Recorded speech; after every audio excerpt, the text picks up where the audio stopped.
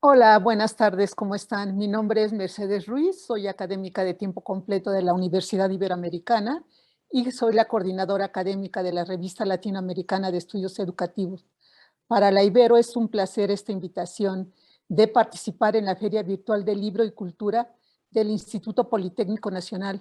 Esta revista es la primera revista latinoamericana que surge referida al tema de la investigación. Pablo Latapí, fundador del Centro de Estudios Educativos, vio la necesidad que la investigación no se quedara solamente en un libro, en un artículo, sino que existiera una difusión del conocimiento. Y desde esa perspectiva fundó la revista del Centro de Estudios Educativos porque, bueno, pertenecía a esta institución. Pablo Latapí es un gran maestro y un gran visionario, porque no solamente logró colocar esta revista, sino otro tipo de estrategias de comunicación. En 1971 se funda la revista. En 1978, cuando la revista se nutría no solamente de artículos de colegas mexicanos, sino de América Latina y más allá de América Latina, él considera conveniente pues cambiar de nombre y otorgar el nombre de Revista Latinoamericana de Estudios Educativos, tal como se llama actualmente. Esta revista estuvo, como les mencionaba anteriormente, desde 1971 a cargo del Centro de Estudios Educativos, pero en 2018, por una crisis financiera, ven la necesidad de trasladar, digamos, esta revista a la Universidad Iberoamericana y particularmente al Departamento de Educación. Yo realmente me siento muy orgullosa de coordinarla y lo que sí hicimos es darle como un sello particular. Desde el inicio, Pablo Latapí señaló que esta revista tenía que estar ligada con el tema de la justicia educativa, educación, desigualdad y justicia educativa. Y ese mandato continúa actualmente. Ahora nosotros aludimos más a la perspectiva del derecho a la educación, pero derecho a la educación con justicia social. Voy a dar la palabra a Luz María Moreno, una colega directora del Instituto de Investigación y Desarrollo de la Educación, quien coordinó el número. Es un número bastante valioso porque toca un tema que nos trastoca, yo creo que a todas y todos. Entonces, Luz María, adelante, bienvenida. Muchísimas gracias, querida Mercedes. Pues para mí también fue un honor poder participar en la coordinación de este número, en donde tratamos de entender qué sentido tiene hablar de violencia en educación, ¿no? Tratar de invitar a las autoras y a los autores a que nos ayudaran a identificar en los distintos contextos latinoamericanos las situaciones sociopolíticas por las que estamos atravesando y cómo la escuela de alguna forma puede ser un vehículo de protección, de cuidado, de modelaje, de otro tipo de relaciones más respetuosas, de tolerancia, de construcción de paz. Pero para poder llegar a ese punto vimos imprescindible el poder identificar y nombrar cómo son estas violencias, qué caras tienen estas violencias y cómo se reproducen de diferentes maneras en distintos países. Entonces, afortunadamente, tuvimos una serie de contribuciones que nos abrieron la mirada de una manera muy linda, toda la experiencia que ha habido en Colombia, con toda la violencia que han vivido y cómo han ido reconstruyendo su tejido social, las cuestiones curriculares, los retos que todavía enfrentan para hablar de estos temas, cómo estamos viviendo el tema del narcotráfico también en nuestro país, en México, qué es lo que viven las y los docentes en este sentido en comunidades que están altamente violentadas, cómo se vive el tema de violencia de género, en fin, hay una serie de temas y de problemáticas que se tocan en este número que me parece que son de suma importancia entender, poder identificar y a partir de ahí entonces sí situar intervenciones y situar propuestas educativas que respondan de una manera muy específica a estas problemáticas y como bien decía Mercedes, la revista también permite rescatar las cosas que ya están sucediendo, estas sistematizaciones, estas experiencias que nacen de la práctica para que podamos también aprender de ellas y darnos cuenta que la investigación educativa, como decía Pablo Latapí, pues está vinculada directamente con los y las actoras que son quienes están ahí en nuestras escuelas, al frente de las escuelas y también haciendo comunidad, ¿no? En el caso de las familias, de los mismos estudiantes también. Entonces, pues en ese sentido me da mucho gusto que podamos abrir esta conversación, Mercedes, y si te parece bien, podemos pedirles a nuestros autores y a nuestras autoras que nos presenten un poquito de este trabajo. Una de las situaciones que vimos muy importantes en el número es visibilizar qué es lo que sucede desde la perspectiva de niñas y niños en los temas de la violencia, sin que tuviéramos que tener esta mirada adultocentrista. ¿Cómo ven los niños y las niñas estos retos que viven todos los días? Entonces ahí tenemos a nuestra querida Patricia Hernández. Pati, si nos quieres platicar brevemente de tu trabajo de investigación tan lindo que hiciste. Hola, muchas gracias, Luz María. Mi nombre es Patricia Pamela Hernández Rodríguez. Soy maestra en Investigación y Desarrollo de la Educación por la Universidad Iberoamericana. En este ejemplar de la revista estoy participando con un artículo titulado Agencia de Niñas y Niños Ñuñoa en la Ciudad de México, una etnografía sobre desalojo y desterritorialización. Mi investigación se centra en analizar la construcción de agencia y las experiencias de niños y niñas ñoño residentes en la Ciudad de México con la finalidad de mostrar su manera de ver y percibir el mundo, sus sentires, sus haceres, de reconocerlos, así como sus formas de interactuar en los diferentes contextos en los que ellos se desarrollan e interactúan. Muchas gracias, querida Pati. Y bueno, la perspectiva también que vemos en la revista desde los y las docentes que viven en situaciones de violencia, nos hizo favor Blanca y Agustín de presentar un artículo sumamente interesante con testimonios que realmente nos ponen a pensar en las condiciones, sobre todo, en las que están viviendo muchos de nuestros profesores y nos abren pues realmente la puerta a ver qué hay que hacer por ahí y que tenemos pendiente en la agenda de política educativa. Adelante, Blanca, por favor. Sí, muchas gracias. Bueno, buenas tardes a todas y todos y gracias al IPN por la invitación a presentar. El texto es un texto en coautoría con el profesor Agustín Solano López de la Escuela Telesecundaria Niños Héroes y una servidora, Blanca Trujillo, de la UPN Ajusco. Nuestro texto se titula Hacer escuela entre silencios, docentes de telesecundaria en contextos de narcotráfico, y es el resultado de una investigación que se propuso indagar en las intersecciones entre escolarización y contextos de narcotráfico en el marco de la guerra contra las drogas. Generalmente, bueno, los episodios de violencia en contextos de narcotráfico suelen verse desde escenarios en donde ocurrieron hechos extremadamente violentos, físicamente, materialmente. Sin embargo, nosotros lo que quisimos indagar es cómo la violencia se va enclavando en la vida cotidiana, en este caso de los docentes, ¿no? Porque además el tema es poco tratado en el marco de los procesos de escolarización, o se reconoce poco o no se reconoce que los docentes viven cotidianamente en esa violencia, ¿no? Entonces, en eso es lo que queremos indagar y vemos que es a través de ciertos silencios que se dan en el currículum, en la enseñanza, en las relaciones, que esa violencia se inscribe. Muchas gracias, Blanca y Agustín. Y bueno, otro de los artículos también que nos muestra estas percepciones de la violencia desde la perspectiva de niñas, niños y adolescentes, ahora en Colombia también. Es un trabajo muy bonito que hace nuestra querida Yuri y que le pido también que nos platique un poquito de él. Bueno, muy buenas tardes a todos y todas. Mi nombre es Yuri Constanza Páez Triviño. Actualmente soy estudiante del Sinvestab en el doctorado en Ciencias en la especialidad de Investigaciones Educativas. El artículo que les presenté o que les presento ahí se denomina La Escuela, un lugar de lugares, testimonios de niños, niñas y adolescentes en zonas de conflicto en Colombia.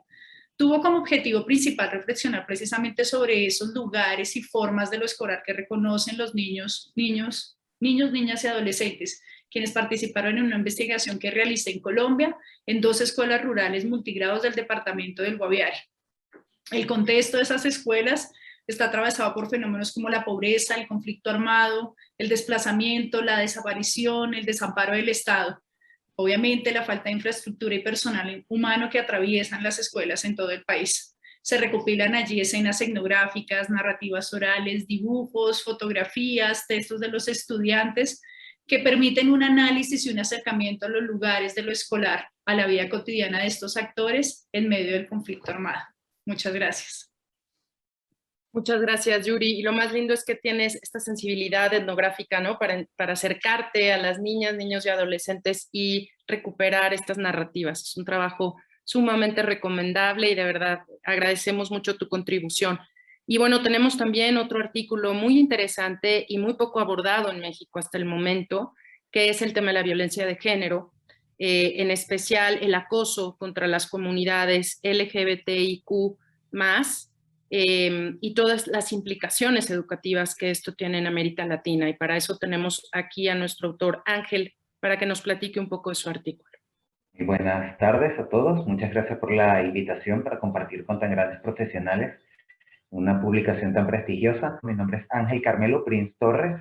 Soy doctor en Ciencias de la Educación y abogado. Y teniendo esas dos visiones, tanto la educativa como la del derecho, pensé en realizar un artículo, el cual titulé El acoso contra la comunidad LGBTIQ+, y el derecho a la paz, implicaciones educativas en Latinoamérica, y en él abordo principalmente el fenómeno del acoso constituido como una progresión de la violencia contra los colectivos conformados por la población de personas lesbianas, gays, intersexuales, transexuales o trans, como se les llama ahora actualmente, queer, y el más por todas aquellas denominaciones que no entrarían dentro de los anteriores.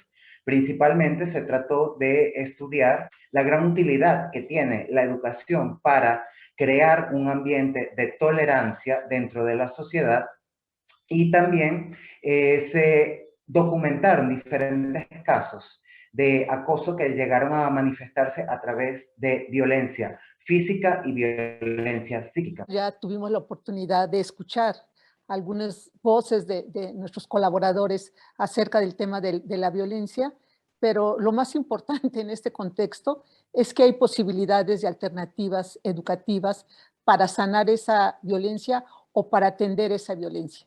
Y de eso se trata el artículo, El juego en la educación, una vía para el desarrollo del bienestar socioemocional en contextos de violencia. Jimena, adelante. Bueno, muchas gracias, Mercedes, muchas gracias, Luzma, por haber hecho este número especial tan interesante, tan contextual. Bueno, mi nombre es Jimena Andrea González Grandón, soy académica e investigadora del Departamento de Educación de la Universidad Iberoamericana Ciudad de México. Y bueno, como decía Mercedes, justamente fue un trabajo colaborativo, ¿no? Fue para mí muy lindo colaborar con pues dos colegas del departamento, ¿no? Tanto con la doctora Ximena Chao como con la doctora Hilda Patiño. Y bueno, sobre todo lo que tratamos de hacer en este artículo fue poner a dialogar dos grandes temas, ¿no? Que por un lado es el aprendizaje a través del juego y por otro lado el aprendizaje socioemocional. O sea, y cómo podemos crear un puente explicatorio entre estas dos esferas de conocimiento.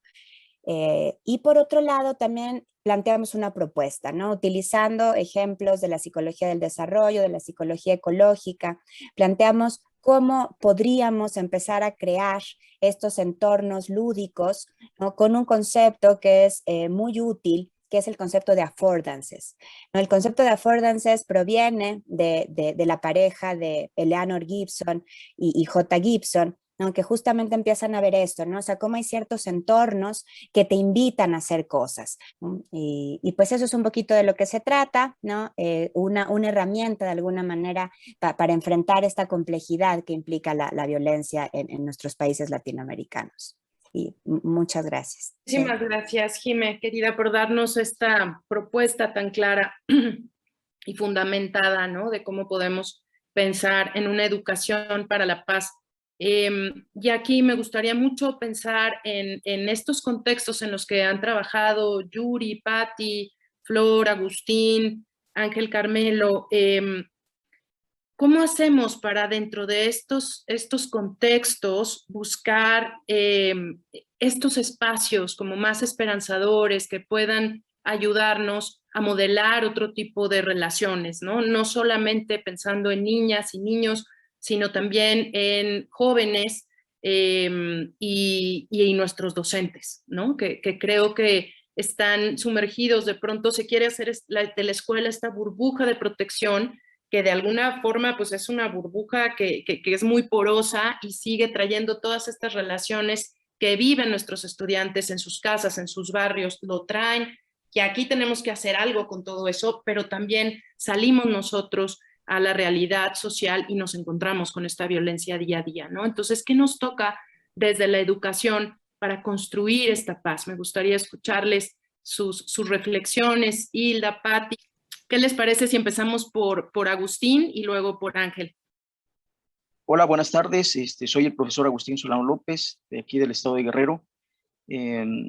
Actualmente estoy cursando los estudios de doctorado en pedagogía en la Universidad Nacional Autónoma de México. ¿Cómo educar para la paz?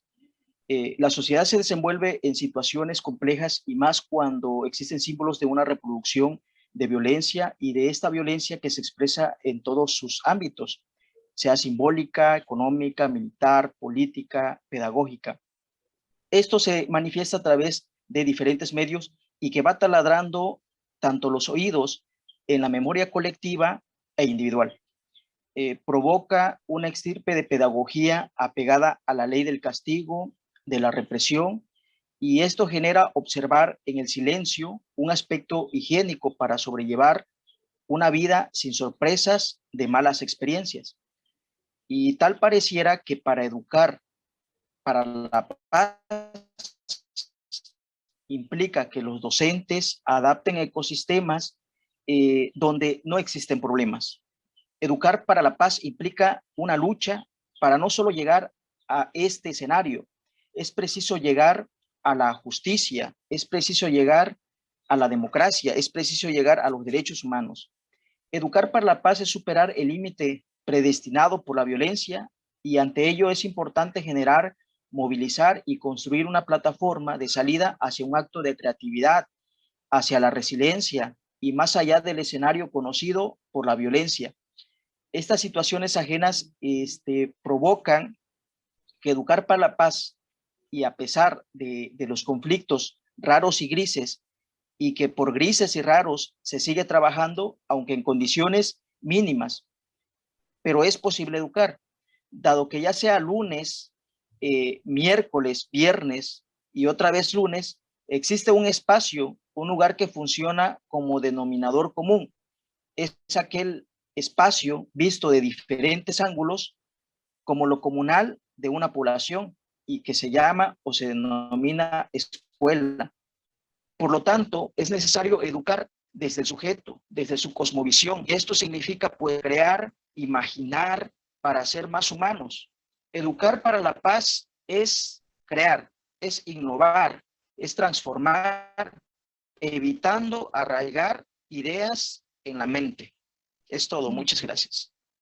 Muchas gracias, Agustín, por traer a la mesa estos aspectos tan importantes y que también se tocan mucho en el número, derechos, la justicia, la memoria, la resistencia, ¿no? Como parte de todo este trabajo que también tenemos que hacer para traer todo ese análisis sociohistórico de lo que está pasando en nuestro país. Ángel, ¿tú qué opinas? Bueno, desde el punto de vista del trabajo que pude realizar, observo que la educación efectivamente es un canal para poder reconducir el tipo de situaciones de violencia que se generan contra parcelas de la población que lamentablemente se encuentran olvidadas. El derecho a la paz es un derecho humano que tiene todos los individuos. Ese derecho a la paz al mismo tiempo se concatena con el derecho a la educación, que es otro derecho humano fundamental protegido dentro de todas las cartas fundamentales que rigen la conducta humana, desde la Declaración Universal de los Derechos Humanos hasta el Pacto Internacional de Derechos Civiles y Políticos, Pacto Internacional de Derechos Económicos, Sociales y Culturales. Por ello es que la educación juega un papel fundamental dentro de lo que vendría siendo el resguardo y el blindaje de esos derechos. Incluso pude evidenciar en Venezuela, desde donde yo soy, que este tipo de manifestaciones contra la población LGBTIQ son bastante palpables, con un grupo de mujeres asesinadas en los últimos meses dentro de nuestro territorio. De allí fue que determiné a través de mi estudio que efectivamente el acoso constituye una progresión de la violencia, es decir, constituye manifestaciones reiteradas de violencia, tanto física como psíquica. También que ese derecho a la paz del cual tienen las personas, no solamente implica que no vivan en una situación de guerra, sino que vivan en una situación de tranquilidad. Por otra parte, se determinó que el acto educativo constituye un canal para la pacificación dentro de la sociedad, como a través de la implementación del currículo, como un instrumento para lograr fomentar la tolerancia dentro de la escuela, e incluso ello que vaya hacia la sociedad y hacia lo que vendría siendo el núcleo familiar, porque como nosotros sabemos, la familia es el núcleo fundamental de la sociedad.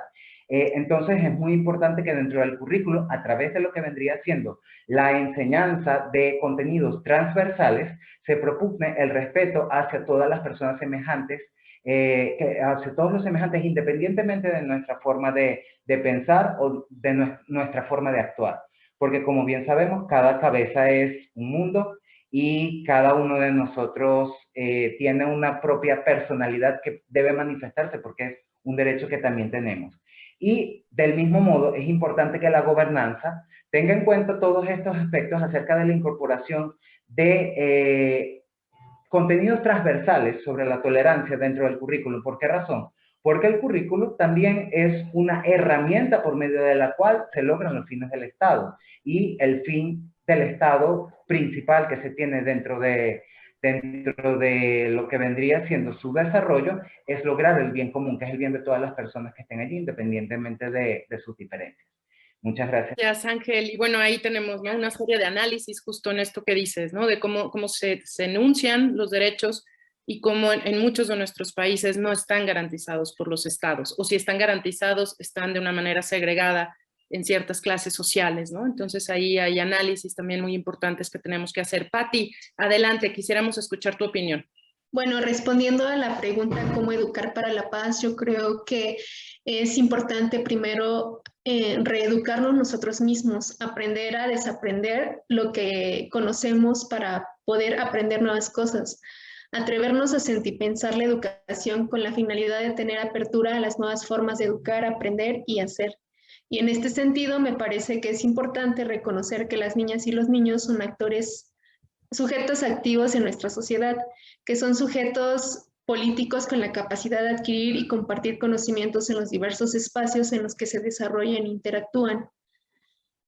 Que es importante generar diálogos abiertos donde no haya alguien que sepa, sino que todos tengamos de manera horizontal la oportunidad de presentar nuestros conocimientos y aportar a los demás, de reconocer nuevas formas de aprendizaje y también de reconocer que existen muchas formas de educarnos y de educarnos sobre todo en comunidad. Muchísimas gracias, Patti, por traer esta visión tan compleja de todos los derechos, ¿no?, más allá del educativo. Yuri, nos gustaría escuchar tu opinión también. Voy a compartir entonces algunas de mis ideas sobre esta pregunta, sobre cómo educar para la paz. Reflexionar sobre un tema tan importante como lo es educar para la paz es una tarea imposible de realizar en 3 minutos. Sin embargo, quiero trazar algunas líneas de análisis que permiten pensarse este asunto como algo en el que están implicados muchos actores: las escuelas, las familias, las instituciones del gobierno, la comunidad, entre otros. Como investigadora educativa, me posiciono puntualmente en los contextos escolares, donde los maestros y maestras rurales en territorios atravesados por el conflicto armado ponen en marcha su ingenio para crear y movilizar estrategias pedagógicas que echan mano del fútbol, del teatro o de la agricultura, entre otros, para poner frente a los ojos de sus estudiantes una oportunidad diferente a la guerra. Hoy retomo las palabras de Wendy, una mujer excombatiente de la antigua FARC-EP en Colombia, que durante la investigación que realicé en el territorio del Guaviare, Colombia, comentó lo siguiente en relación con la importancia que para ella tiene el volver a la escuela. Abro comillas. Nosotros estamos acostumbrados a estudiar, pero pues la línea fariana. Por eso nos dio duro volver a la escuela, con las tareas y estar sentados en un salón, aprender cosas nuevas. Es que uno andaba era con el rifle al hombro y ahora tocó con los libros al hombro. Cierro comillas. La potencia de este relato está en la manera como interpela la educación y la compleja tarea que implica educar para la paz en estos territorios marcados por la guerra. Se trata de una educación cuyos cimientos deben ser la paz, la reconciliación, la verdad y justicia para miles y miles de víctimas, llámese campesino, familiar de un desaparecido, exguerrillero, maestros, maestras o estudiantes. Educar para la paz es entonces brindar garantías laborales y de seguridad a los maestros que se encuentran en zonas de conflicto, llámese escuela rural en el Guaviare en Colombia o telesecundaria en el estado de Guerrero en México, como nos dejó ver la investigación de Agustín y Blanca, que están presentes en este número de la revista. Educar para la paz es generar políticas públicas pensadas desde abajo, pensadas de abajo hacia arriba, como afirma Espeleta, que no ahonden en estructuras centralizadas y jerárquicas, además de lejanas a las realidades de los contextos escolares. Es mejorar la infraestructura de las escuelas rurales y urbanas. Es brindar a jóvenes, niños y niñas oportunidades y acceso a las escuelas para que vean en ella la posibilidad de un futuro diferente a ser guerrillero o tal vez sicario. Educar para la paz es poder levantar de nuevo el parque de la escuela que quedó deshecho luego de un ataque guerrillero. Es poder ingresar a las comunidades y llevar arte para el goce cultural de todos. Es que los investigadores educativos se interesen y se hagan responsables de indagar y analizar las formas de lo escolar que tienen estas escuelas atravesadas por el conflicto armado y afectadas por la guerra en general, y lo que las hace permanecer a pesar de. Educar para la paz es, como afirma Duce, una tarea difícil pero importante. Muchas gracias. Muchísimas gracias, Yuri, por traer esta importante misión que tenemos como investigadores educativos de partir de la realidad, ¿no? Desde abajo, y de reconocer la autonomía y la creatividad de los docentes, porque hay muchas cosas sucediendo en campo más allá de lo que pasa a nivel curricular y de planes de estudio, ¿no? Entonces, muchas gracias por traer todo esto. Hilda, nos encantaría escuchar también tu visión. Hola, buenas tardes. Mi nombre es Hilda Patiño Domínguez. Soy doctora en educación, directora del Departamento de Educación, y estoy muy agradecida con el Instituto Politécnico Nacional por brindarnos este espacio para presentar nuestra revista y específicamente este número en momentos tan importantes. Yo creo que todo lo que han dicho mis compañeros es muy valioso y estoy de acuerdo con ello. Yo quisiera seguir aquí la idea de Karina Kaplan cuando dice que la escuela tiene la misión de sanar las heridas sociales, y que si bien esta burbuja de la que habla Luz María absorbe cosas del exterior que llevan a la escuela la violencia y el conflicto violento, nosotros como docentes y como investigadores educativos tenemos la misión de construir en la escuela un ambiente de aceptación, de cariño, de empatía, que pueda brindarle a los niños la idea y niñas de que otro mundo es posible, de que otra sociedad es posible, de que si afuera hay injusticia, en la escuela hay justicia, de que si afuera hay golpes, en la escuela hay cariño, de que si afuera hay discriminación, en la escuela hay aceptación.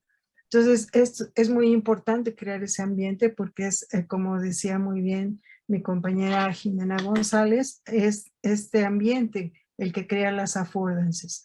Y podemos volvernos tan violentos o tan pacíficos como el ambiente lo esté permitiendo.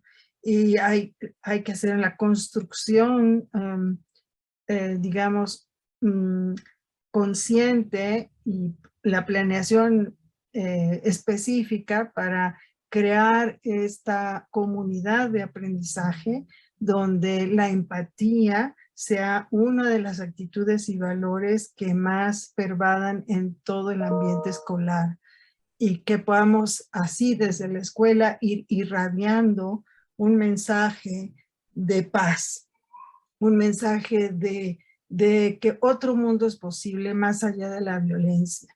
Eso es lo que yo creo. Muchas gracias, Luz María. Muchísimas gracias, Hilda. Y sí, sin duda, crear de los espacios escolares comunidades de cuidados, ¿no? De protección, de cuidados, y en eso tendríamos que dedicar mucho de nuestros esfuerzos para que ahora sí, de adentro hacia afuera, hacia la comunidad, se puedan visibilizar todas estas experiencias, como decía Yuri, en los parques, en las plazas, en otros lugares, pero que sea la escuela un modelo, ¿no? Para todo esto. Pues les pediría que cerráramos con alguna reflexión final de todas y de todos para esta comunidad del IPN que nos hizo el gran honor de invitarnos el día de hoy a presentar este número. Me gustaría darle la palabra brevemente a Blanca para ver si tiene alguna reflexión final que pudiera compartir con nuestra audiencia. Bueno, creo que coincidimos en que es un número relevante en términos de cómo visibiliza diversas formas de violencia. Y algo que a mí me gustó mucho también como coincidencia entre los artículos es que posicionan a la escuela como un espacio valioso, ¿no? Para educar, para seguir poniendo sobre la mesa cuestiones relevantes para los sujetos, ¿no? Y me parece que es importante poner a la escuela en el centro también, ¿no? Así, sobre todo en estos tiempos que son bastante difíciles, en los que, bueno, de repente se cuestiona si la escuela puede seguir, ¿no? Y si la escuela tiene capacidad para resolver diversos problemas. Yo diría algo que ya había dicho la vez pasada. Creo que la escuela no está para resolver todos los problemas, ¿no? Sino que la escuela tiene un trabajo no menor que hacer, que es educar, y que quizá también si le cargáramos menos la mano en términos de que resuelva los distintos problemas sociales, podríamos dejarle hacer mejor su trabajo, ¿no? De enseñar, de poner un espacio igualitario y poner a todos algo en común. Y bueno, creo que de eso estuvo muy presente en los textos. Y muchas gracias. Muchas gracias, Blanca. Sí, la calidad, ¿no? Enfocarnos en realmente la calidad educativa. Muchísimas gracias. Agustín, ¿quisieras complementar la visión de Blanca?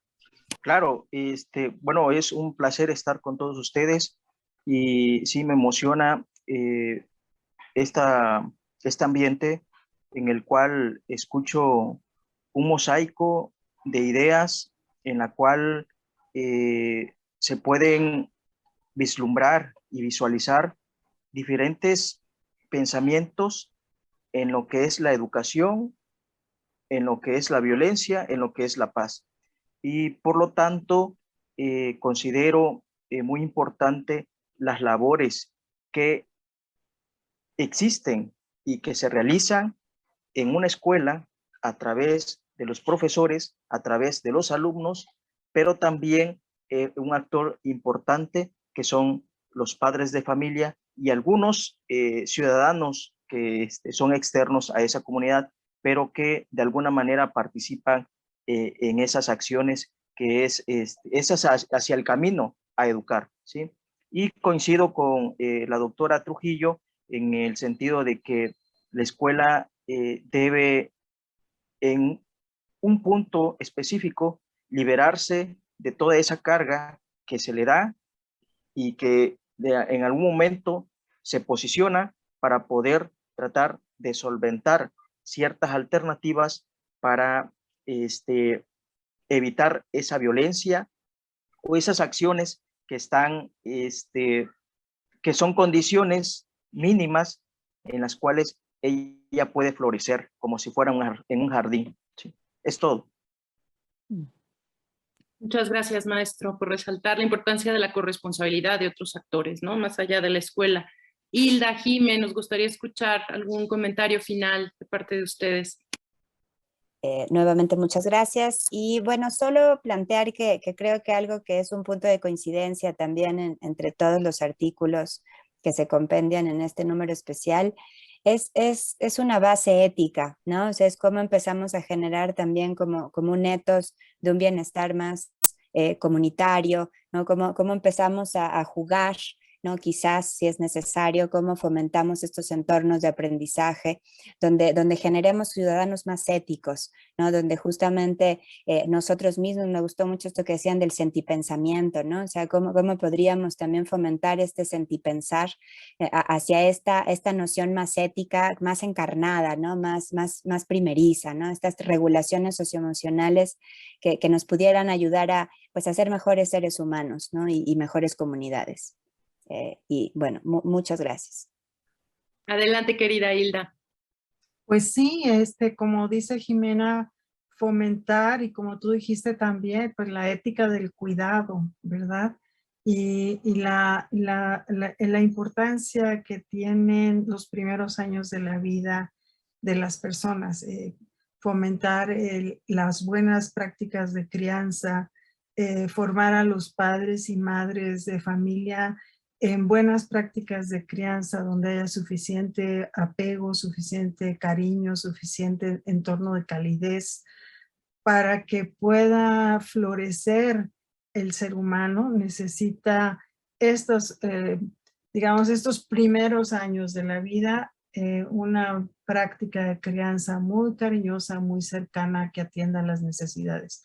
Creo que las sociedades modernas han olvidado estas prácticas de crianza y han dejado a los niños con hambre de cariño. Y esto tiene impacto en la vida de las personas.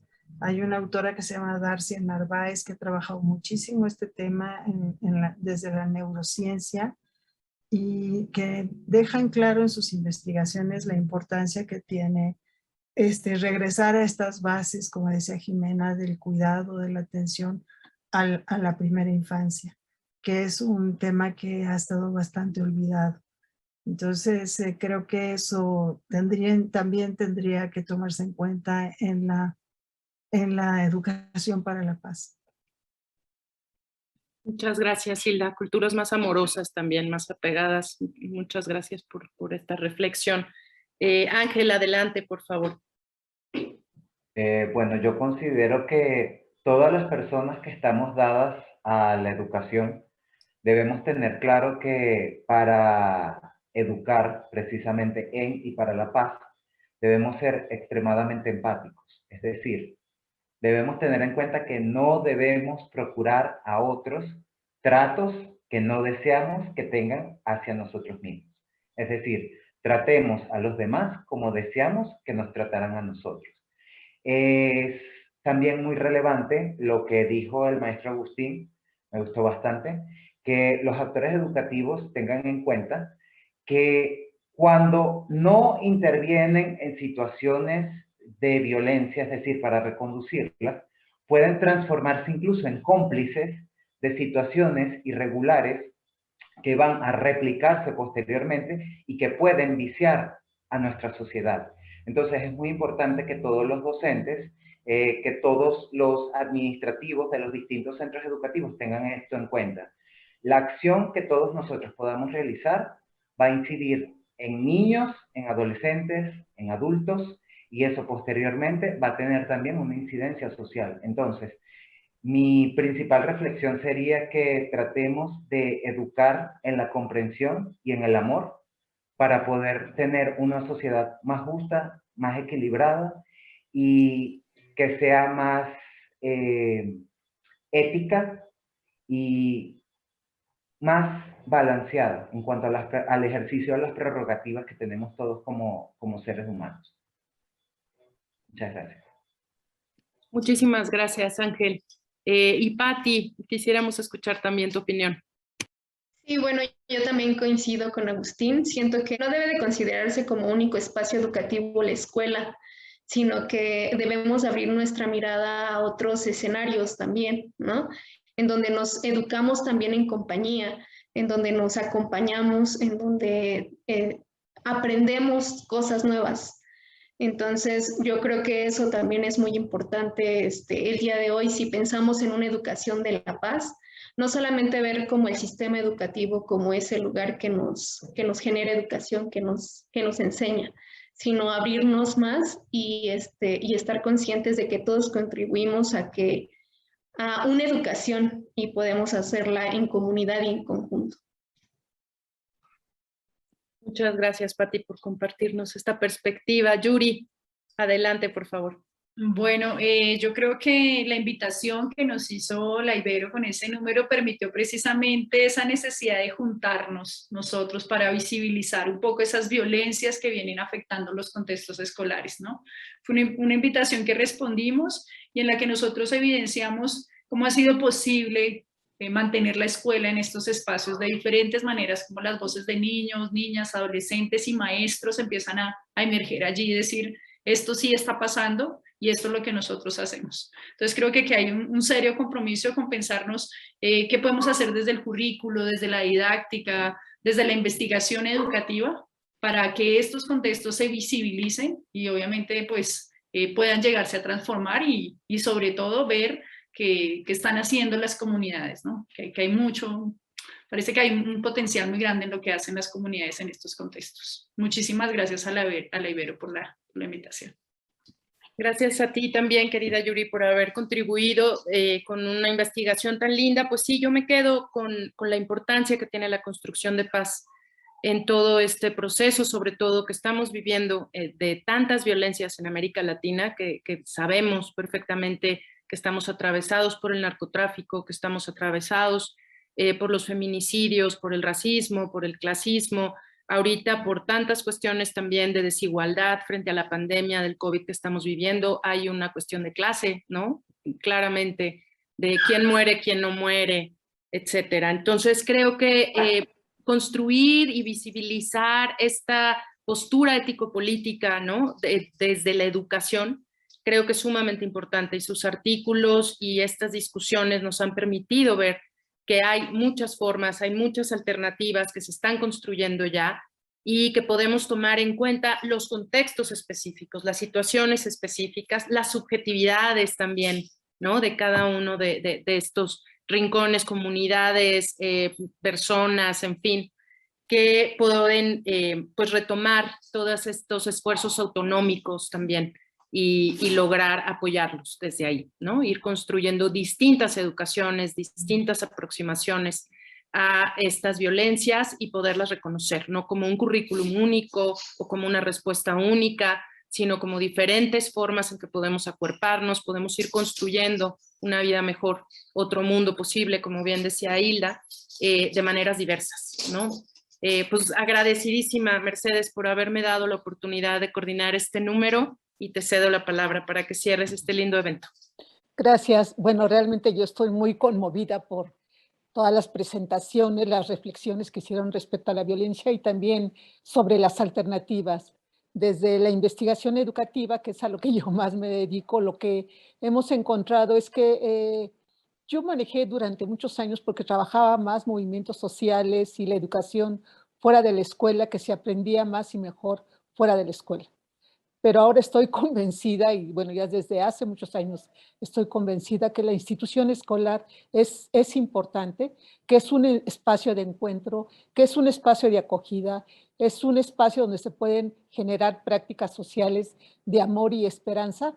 Y en ese sentido, me parece que es como nuestra misión como docentes e investigadores. Hay una conferencia de Pablo Latapí que a mí también me dejó marcada, además de la revista, que fue su conferencia en Mérida. Él lo señaló muy claramente. Ya basta de hacer la investigación que se viene realizando. Ya basta de seguir documentando cierto tipo de prácticas. Lo que nuestro país requiere en el ámbito de la investigación es ya participar, apoyar, acompañar los procesos educativos que se dan en la escuela, acompañar a los maestros, acompañar a las escuelas, acompañar en procesos de generar prácticas sociales más de convivencia, de esperanza, de fe, de compasión, de reconocimiento al otro, ¿no? Agradecemos la invitación del Instituto Politécnico Nacional de organizar esta feria virtual de libro y cultura. Yo tengo una identidad también politécnica, y todavía para mí pues es un orgullo más estar presentando la Revista Latinoamericana de Estudios Educativos. Invitamos a toda la comunidad a leer este número, pero también invitamos a toda la comunidad a participar con resultados de investigación para difundir lo que vienen trabajando, porque como bien dice nuestra vicerrectora, la educación hoy en día es una esperanza para muchos mexicanos.